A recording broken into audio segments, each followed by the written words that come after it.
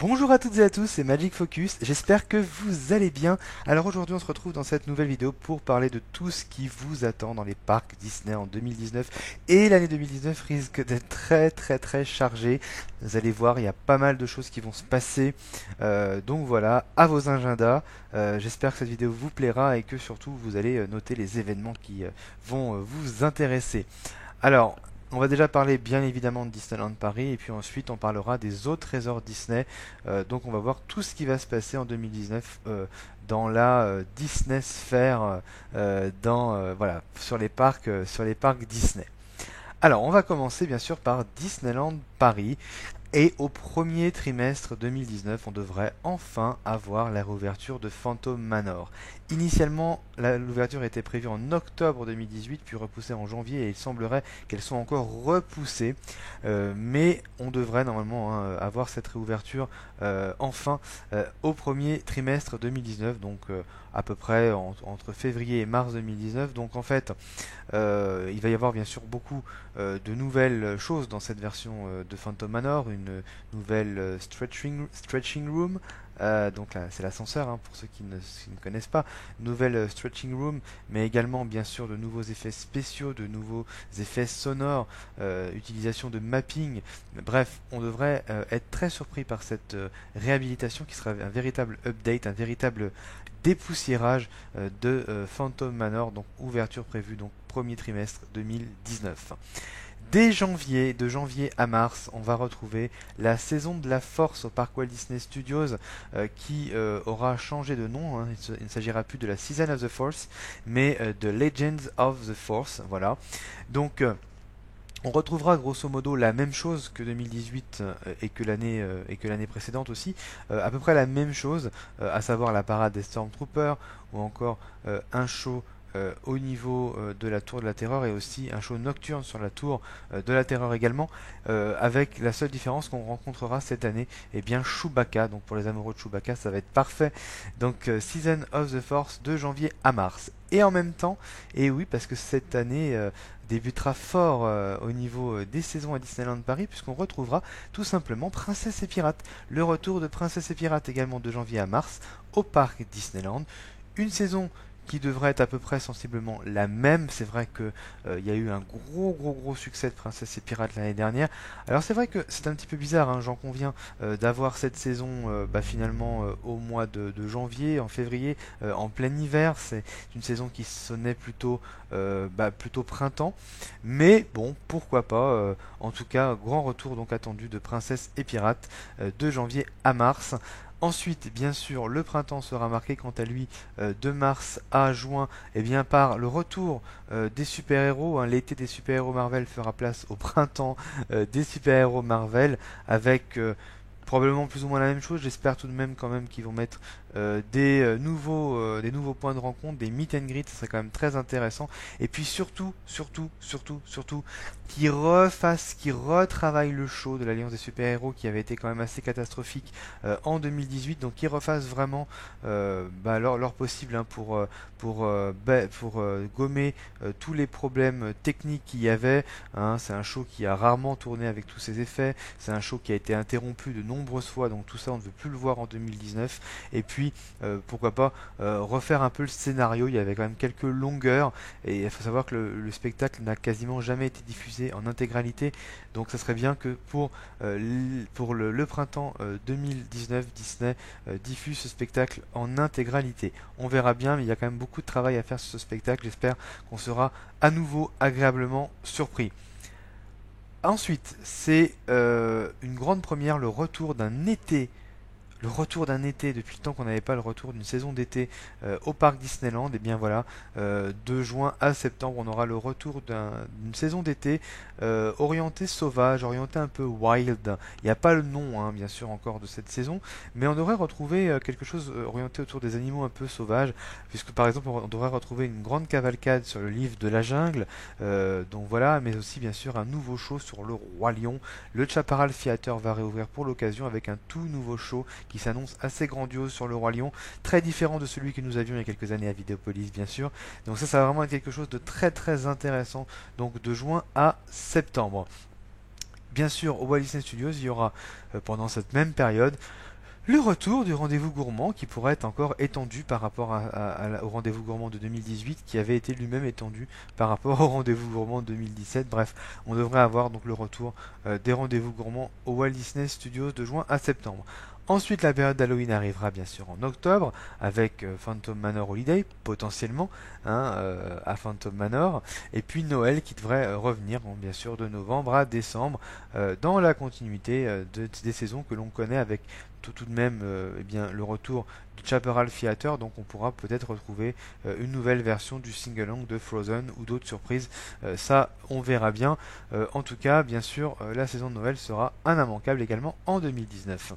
Mais ce n'est pas tout, puisque à Disneyland Paris, on aura aussi, et bien sûr, normalement la fermeture du Colonel Itis qui devrait faire place à un nouveau restaurant et peut-être même un dîner spectacle. En tout cas, c'est une rumeur qui est totalement plausible. Donc on verra bien. En tout cas, le Colonel Itis devrait donc se transformer. Et puis, il y aura aussi un nouveau show nocturne au Disney Village, un nouveau show nocturne de Fontaine qui devrait débuter aussi en 2019. Donc pas de date précise évidemment, mais ça devrait être très intéressant d'avoir un nouveau show de Fontaine. Ça fera vraiment de l'animation du côté du Disney Village. Et puis bien sûr, n'oublions pas le début des travaux de l'extension du parc Walt Disney Studios, extension qui a été annoncée en février 2018. Ben voilà, on devrait avoir le début des travaux l'année prochaine en 2019, et je sens que certains vont devenir fans des parachutes à Toy Story Playland pour pouvoir évidemment voir l'avancée du chantier.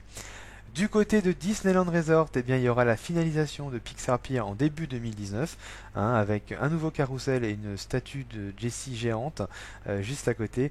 Et puis bien sûr, il y aura un nouveau manège de Vice Versa qui en fait sera un manège qui sera transformé mais qui proviendra de Bugs Land qui a fermé il y a quelques semaines, Bugs Land à California Adventure.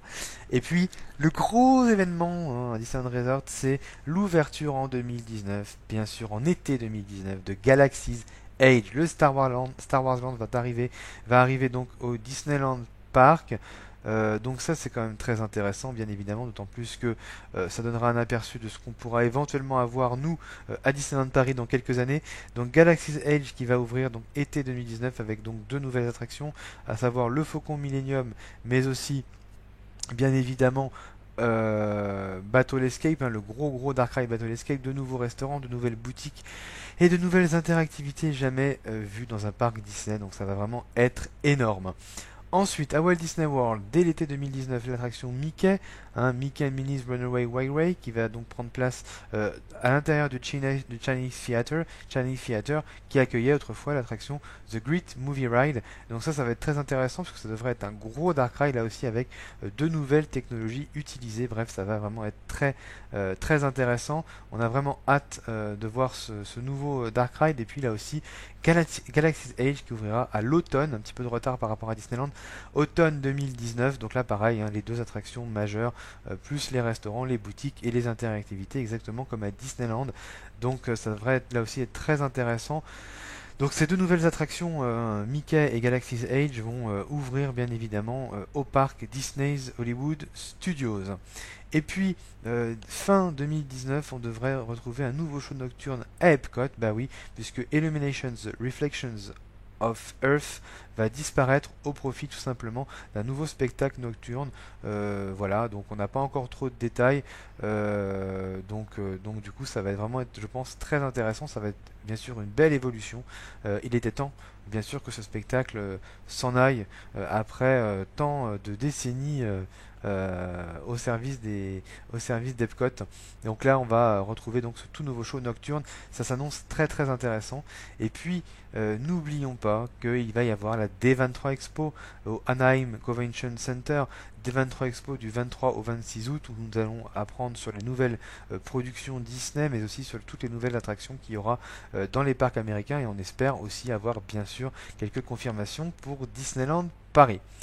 On s'en va en Asie, alors on se dirige vers Shanghai et malheureusement j'aurais rien à dire sur Shanghai puisqu'il n'y a rien qui a été annoncé pour 2018, rien de très excitant. Donc on passe tout de suite à Hong Kong et à Hong Kong une nouvelle attraction va ouvrir, Ant-Man and the Gasp, donc Ant-Man et la guêpe au printemps 2019. Donc cette nouvelle attraction sera une grande attraction interactive qui bien sûr prendra la place de Buzz l'éclair. Donc ça s'annonce intéressant, bien sûr cette attraction fait partie du plan d'expansion de Hong Kong Disneyland, plan d'expansion qui se terminera en 2023. Et puis du côté de Tokyo, la fin des 35 ans, bien sûr, au printemps 2019. Alors, bien sûr, la parade restera tout de même, mais le show nocturne Disneyland Celebrate devrait partir pour l'occasion. Également, il y aura un nouveau show à Disney Sea à partir de l'été 2019, dont le nom sera Song of Mirage. Song of Mirage qui mélangera personnages Disney, danseurs, effets spéciaux et effets de mapping, donc ça devrait être très intéressant. Mais le gros projet de l'été 2019 pour Tokyo, c'est encore à Disney Sea avec l'ouverture de Soarin' à l'été 2019. Soarin', nouvelle version du très célèbre simulateur de vol, version très différente, avec une storyline propre, des scènes propres, un bâtiment totalement nouveau qui devrait s'intégrer parfaitement dans la zone italienne de Disney Sea. Donc ouverture en été 2019 et le nom de l'attraction est tout simplement Soarin' Fantastic Flight. Voilà qui s'annonce fantastique en 2019, une année vraiment pleine de nouveautés, de gros projets, notamment bien sûr Star Wars, qui va vraiment être le projet qui va s'imposer comme étant le plus excitant et probablement celui qui est le plus attendu par les fans Disney, mais aussi par les fans Star Wars du coup. Et puis à Disneyland Paris, n'oublions pas la rouverture en grande pompe de Phantom Manor, mais aussi toutes ces saisons avec notamment le nouveau spectacle du Roi Lion qui s'annonce assez grandiose. Donc voilà ce que je voulais vous dire dans cette vidéo, j'espère que celle-ci vous aura plu. Voilà, vous pouvez noter d'ores et déjà dans vos agendas les événements qui vous intéressent.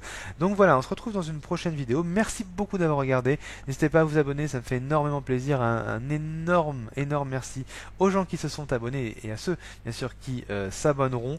Voilà, donc n'hésitez pas à faire un tour sur ma chaîne. Et puis quant à nous, on se retrouve très bientôt. Voilà, merci d'avoir regardé. Salut.